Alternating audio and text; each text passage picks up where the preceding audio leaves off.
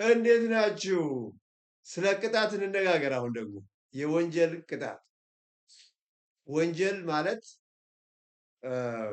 በሕግ የሚያስቀጣ በሕግ የተከለከለ ድርጊት ማለት ነው ባጭሩ ብለናል። ስለዚህ የወንጀል ሕግ አንዱ ጉዳይ ቅጣት ነው ማለት ነው። ስለዚህ በዚህ ቪዲዮ ስለ ወንጀል ቅጣት ትንሽ እናወራለን። መጀመሪያ የቅጣት ዓላማው ምንድን ነው? የወንጀል ቅጣት ዓላማው ምንድን ነው? አንድ ድርጊት ተጣሰ ወይም አንድ ሰው በወንጀል ተጠረጠረ፣ ሕግ ጣሰ ተብሎ በወንጀል ይከሰስ ዘንድ እና ከዛም ደግሞ ይቀጣ ዘንድ ቅጣት ምንድን ነው? ይከሰሳል፣ ይፈረድበታል፣ ከዛ ይቀጣል። እና የቅጣት ዓላማው ምንድን ነው? ቅጣትን በተመለከተ አራት ቲዎሪዎች አሉ። በወንጀል ሕግ ዋና ዋና ጉዳዮች ላይ ስምምነት አለ። ነገር ግን በቅጣት ዓላማ ላይ ሁልጊዜ ልዩነት አለ። የወንጀል ሕግ ቅጣት ዓላማው ምን መሆን አለበት የሚለው ላይ ሁልጊዜ ክርክር አለ ማለት ነው። አራት አማራጭ መንገዶች ወይም ቲዎሪዎች አሉ። አንደኛው ሪሃብሊቴሽን ወይም የተሃድሶ ሀሳብ። ይሄኛው ሀሳብ ሰው ሁልጊዜ ወንጀለኛ አይደለም። አንድ ሰው አንድ ጊዜ ወንጀል ይፈጽምና ሁልጊዜ ፐርማነንትሊ ወንጀለኛ ሊሆን አይችልም በተፈጥሮ። ስለዚህ የወንጀል ዓላማ የወንጀል ቅጣት ዓላማ ተከሳሹን ለማረም መሆን ይኖርበታል። ሪሃብሊቴት እንዲያደርግ ወደ ነበረበት የሰላማዊ ህይወቱ እንዲመለስ የማድረግ ዓላማ ሊኖረው ይገባል የሚል አስተሳሰብ አለ። ይሄ ወንጀል ቅጣት ግለሰቦችን ሪፎርም እንዲያደርጉ ያደርጋል ከሚለው ሀሳብ እንዲለወጡ፣ እንዲሻሻሉ ያደርጋል የሚል ሀሳብ ያለው ቲዮሪ ሪሃብሊቴሽን ነው። ይሄ ሁለተኛው ኢንካፓሲቴሽን ወይም ተጠርጣሪውን ወይም ተከሳሹን ወይም የተፈረደበትን ሰው ወይም ወንጀለኛ የሚባለውን ሰው ወንጀል እንዳይፈጽም በሚከለክልበት ሁኔታ ውስጥ መክተት ማለት ነው። ወይም ከህብረተሰቡ ውስጥ ማስወገድ ማለት ለምሳሌ እስር ቤት መውሰድ ማለት እስር ቤት ሲወሰድ ወንጀል የመፈጸም እድሉ ተዘጋ ማለት ነው። ከህብረተሰቡ ራቀ ማለት ነው።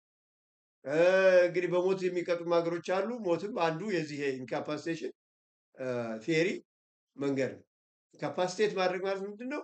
ሰውየውን የወንጀል የመፈጸሙን እድል መዝጋት ማለት ነው። ያም በእስር ወይ በሞት ቅጣት ወዘተ ወዘተ ፊዚካሊ ህብረተሰብ ውስጥ እንዳይኖር ማድረግ ማለት ነው። ይሄ ኢንካፓሲቴሽን የሚለው የቅጣት ራሽናል ወይም ቲዮሪ ነው።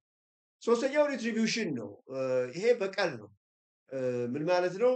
የወንጀል የፈጸመው ሰው ህብረተሰቡ ላይ ከባድ ጥፋት አድርሷል እና ህብረተሰቡን ጎድቷል እና ተመጣጣኝ ቅጣት ማግኘት አለበት የሚል አስተሳሰብ ወንጀል የፈጸሙ ሰዎችን የመጥላት አስተሳሰብ ነው እና ከመሰረቱ የመጀመሪያውን የዓለም ሕግ መነሻ የሆነውን የሐሙራቢ ጥርስ ለጥርስ ዓይን ለዓይን ጥርስ ላረገፈ ጥርሱን ዓይን ላጠፋ ዓይኑን የሚለውን የሚመስል ቲዮሪ ነው ይሄ ሪትሪቢሽን ወይም የበቀል ቲዮሪ። ሶስተኛው እሱ ነው። አራተኛው ለመጨረሻው ዲተረንስ ወይም ወንጀለኛ ወይም ተከሳሹ ወይም የተፈረደበት ሰው በሚወሰድበት እርምጃ ምክንያት ሌሎች እንዲማሩ የሚያደርግ ዓላማ ሊኖረው ይገባል የሚል ነው። ዲተር ማለት መከልከል ማለት ሌሎች እንዳይፈጽሙ እኔ ያየ ተቀጣ አይነት ኢምፕሊኬሽን ይኖረዋል የሚል አስተሳሰብ ነው። ይሄ ጀነራል ወይም አጠቃላይ ዲተረንስ ወይም ወንጀል እንዳይፈጸም የመከልከል ኢፌክት ወይም ስፔሲፊክ ወይም ልዩ ዲተረንስ ይባላል ማለት። የመጀመሪያው ጀነራል ዲተረንስ የሚባለው ሰውየው በሚቀጣበት ጊዜ ሌላው ሰው ተመሳሳይ ነገር ይገጥመኛል ብሎ ከዚህ አይነት ድርጊት ይቆጠባል። ወንጀልን የመከላከል ልንለው እንችላለን። ይሄኛው ቲዮሪ ወንጀል እንዳይፈጸም የመከላከል ዓላማ የቅጣት ዓላማ እና ጀነራል የምንለው ሰውየውን አይተው ሌሎቹ ይማራሉ የሚለው አስተሳሰብ ነው። ጀነራል አጠቃላይ። ስፔሲፊክ ደግሞ ራሱ የፈጸመው ሰው ይህን ወንጀል የፈጸመው ሰው ይማራል፣ ዳግመኛም አይመለስበትም ነው። ያኛው ጀነራሉ እኔን ያየ ተቀጣ አይነት ነገር ነው። እኔን ያያችሁ ይህን ነገር እንዳትፈጽሙ ያደርጋል ነው፣ እንዳትፈጽሙ የሚያሰኝ ሁኔታ ይፈጥራል። ስፔሲፊክ ደግሞ በተለይ ደግሞ ግለሰቡ ደግሞ ራሱ ዳግመኛ ወደዛ ወደ ፈጸመው ወንጀል እንዳይመለስ ያደርጋል የሚል ነው። እነዚህ አራቱ ፌሪስ ናቸው አሁን ያሉት። እንግዲህ እንደየሀገሩ የወንጀል ሕግ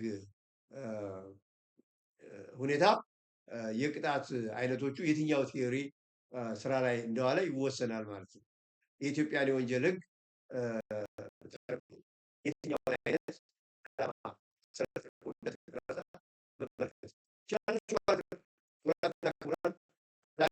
ያዘጋጀሁላችሁ በወንጀል ጉዳይ ላይ አንዳንድ ጠቃሚ መሰረተ ሀሳቦችን የያዘው ክፍለ ጊዜ በዚሁ ያበቃል። ይሄንን ቻናል አጠናክሩ፣ ሼር፣ ሰብስክራይብ አድርጉ።